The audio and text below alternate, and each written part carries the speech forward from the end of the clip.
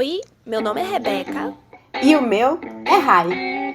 E no episódio de hoje, vamos conversar com o professor Nilton Cabral, mestre e doutor em História pela Universidade Católica de Pernambuco e lenciona na pós-graduação em Ciência da Religião da mesma universidade.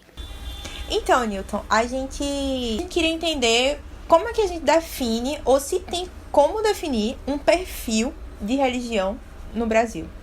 Perfil, eu tô dizendo como se tivesse descrito, não tem no IBGE, eles colocam, a última Datafolha, né, 2020, eles colocaram, o perfil do Brasil é cristão, porque 50% da população é católica, 32%, se eu não me engano, são evangélicos e os outros se definem como sem religião, enfim, que tá um número que vem crescendo.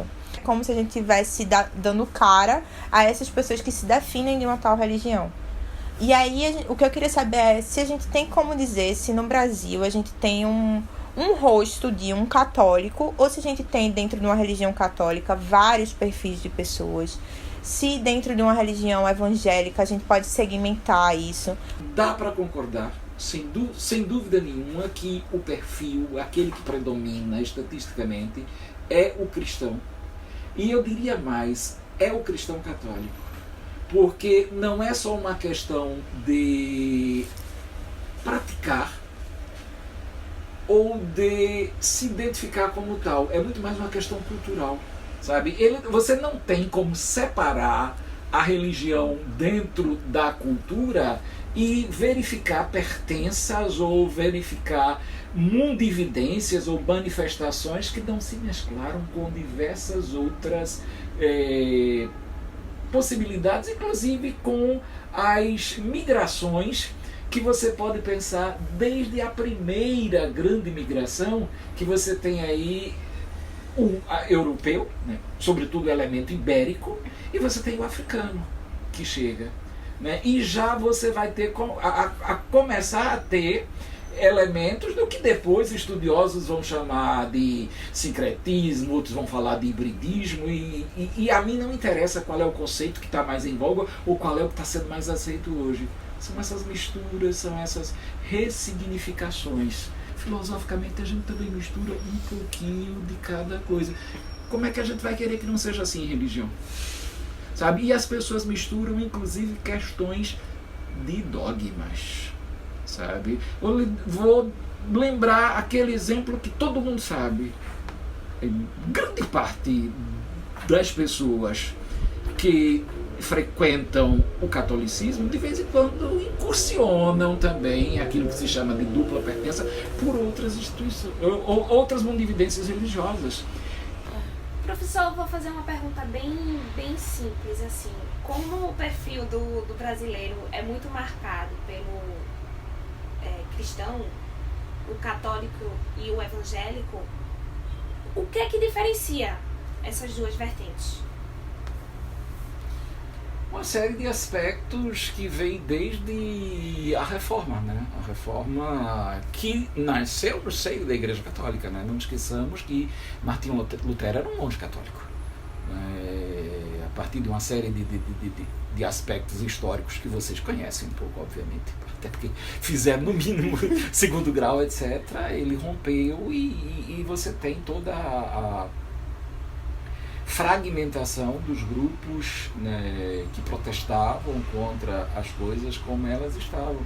Hoje tem alguns elementos assim que a gente percebe muito seriamente, mas que não são os essenciais. Os essenciais são muito mais assim os doutrinários. Eles não aceitam eles, que eu digo, os grupos das religiões protestantes no plural, não aceitam alguns dogmas católicos, né, não aceitam a figura a predominância do bispo de Roma, que é o Papa, né, tem certas ressalvas a figura de Maria na história da salvação, né, acham que os católicos exageram nas práticas devocionais com relação a Maria, né, não aceitam parte da iconografia católica, aquela questão das representações, das imagens, etc, né? Mas as questões são muito mais doutrinárias, sabe, assim. Claro que há muitos pontos onde há convergência, sabe? A convergência. Você tem algumas denominações protestantes que são tão parecidas com o mundo católico, que, sem citar uma delas, mas dizendo assim, os de tal igreja são o quê? São evangélicos travestidos de católicos, ou são católicos travestidos de evangélicos? Eu ouvi tanto isso em relação a uma determinada denominação, etc. E não estou aqui dizendo que concordo ou que discordo, apenas citando uma coisa que se diz, mas assim, o que é mais visível, mais palpável para quem não estuda teologia, etc., são essas diferenças que eu citei aqui. Professor, uma questão. Como se iniciou as religiões de matriz africana aqui no Brasil? Acreditamos que tenham sido por causa dos escravizados. Mas o que foi que aconteceu que o perfil hoje do brasileiro é cristão católico? Porque ainda é baixa, assim, Porque é baixa a autodeclaração sobre ser pertencente de uma religião de matriz africana, não é isso? Isso, porque já puxando o gancho, por que tem tanto preconceito? Se é uma coisa, acredito, tão antiga presente no Brasil. Veja, tem alguns aspectos que a gente pode conversar um pouquinho sobre essa pergunta de vocês. Eles estão contidos aí. Primeira coisa é que, a rigor, eu não sei se vocês duas têm consciência disso, não existe uma história das religiões de matriz africana. A gente sabe muita coisa, se estuda muito e tem uma produção vastíssima e de excelente qualidade, que é muito mais oriunda de antropólogos, sabe, de sociólogos e de outras áreas do conhecimento do que dos historiadores. Você tem a história de outras mundividências religiosas e não tem, rigorosamente, uma da história das religiões de matriz africana no Brasil. Este é um primeiro aspecto. Um segundo aspecto lembra um velho ditado que se usou muito aqui no Brasil, acho que vem desde a colônia, que diz que, eu não estou lembrando agora a formulação em língua latina, mas a tradução é: quem manda na região, manda também na religião. Se durante muito tempo, no embate entre os três primeiros grupos que aqui se encontraram, né? O nativo, que estava, eu não gosto muito de falar europeu, eu prefiro falar o ibérico, o elemento ibérico que aqui chegou, né? E o africano, que na chegada desses três, quem se tornou o mais forte? Quem foi o mais forte? Quem conseguiu se impor? Sabe? O europeu, o ibérico, né? E ele impôs também a sua religião. Aí depois impôs um sistema jurídico, impôs um sistema educacional, impôs uma catequese, etc., né? E nessa imposição, o que apareceu como escapatória para aqueles africanos que estavam majoritariamente numa situação de escravizados? A imensa maioria. Aos poucos você tem movimentos em que alguns conseguem alforrias, ou as alforrias lhes são concedidas, etc. Mas conseguem formas outras de até comprar a própria liberdade.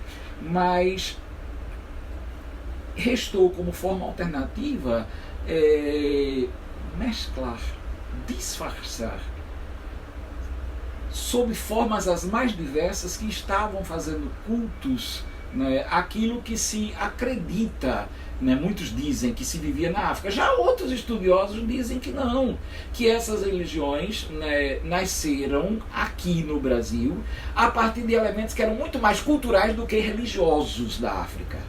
Eram muito mais... E você não tem como fechar a questão, não tem como dizer foi de uma forma ou foi de outra. Então é outro elemento que a gente precisa considerar.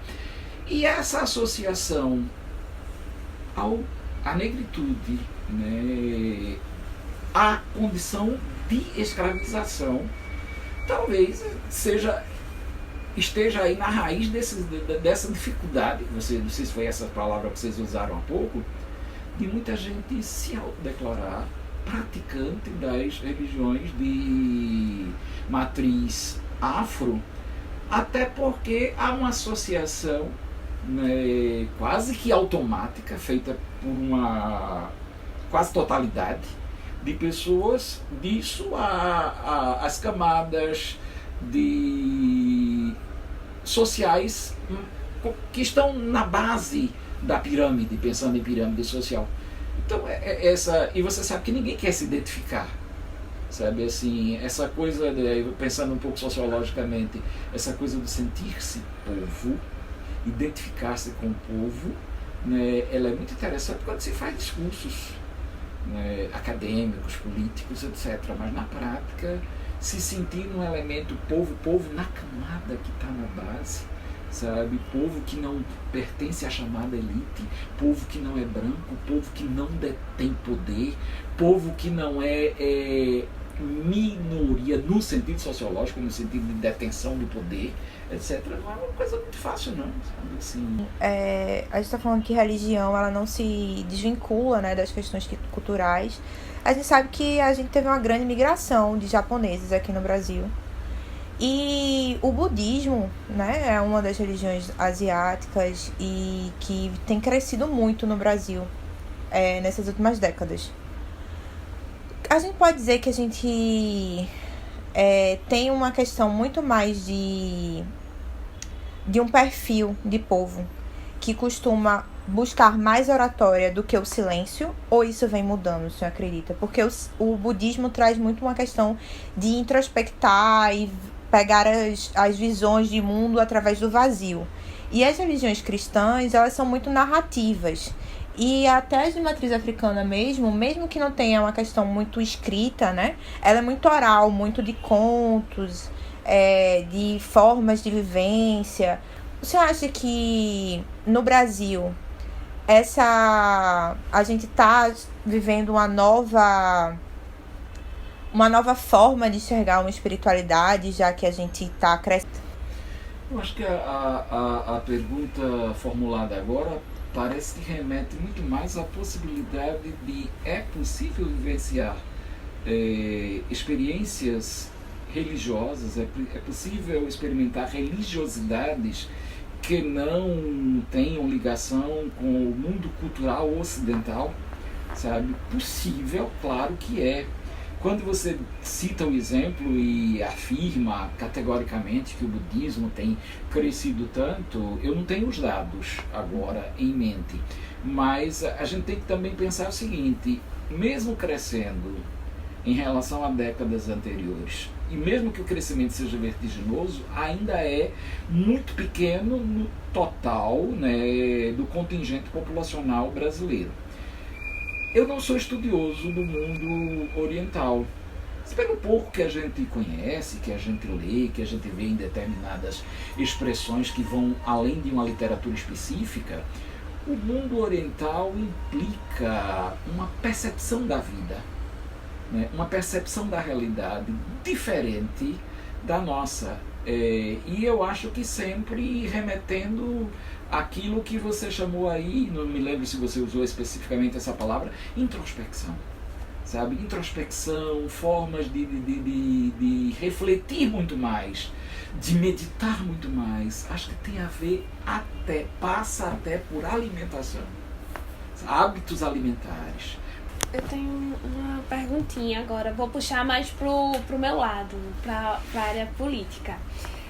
O Brasil ter esse perfil definido, assim, que a grande maioria da população brasileira seja cristão católico, esse perfil pode afetar a implementação de políticas públicas, seja de qualquer âmbito?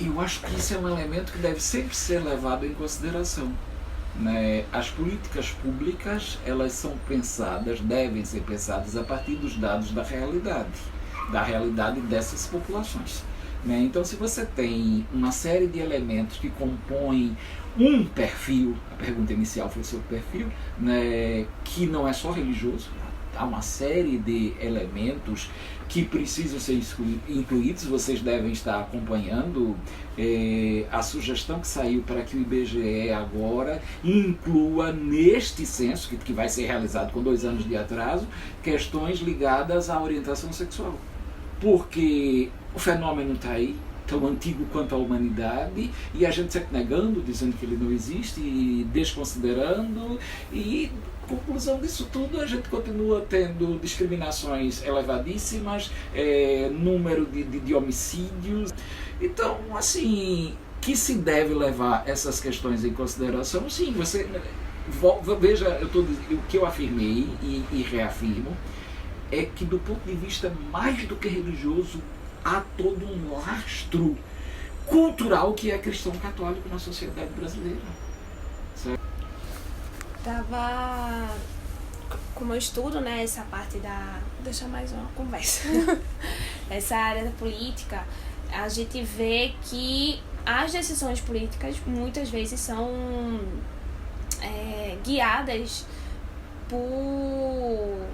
não por, como o senhor falou, né, por questões sociais, por pesquisas, mas sim por valores, né, por visão de muitas pessoas que estão lá, que inclusive são muitas vezes cristão, católico ou não, ou evangélico, né. E esses valores, inclusive, algumas vezes, como elementos de manipulação.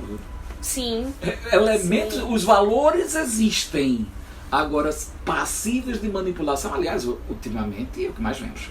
Sim, é a moeda, né, de compra do voto, né? É justamente a utilização da religião, do valor religioso. Que é genuíno, que é autêntico. Sim. A manipulação é outra coisa. Justamente. E aí eu fico refletindo, né? Aonde é que isso vai levar, né?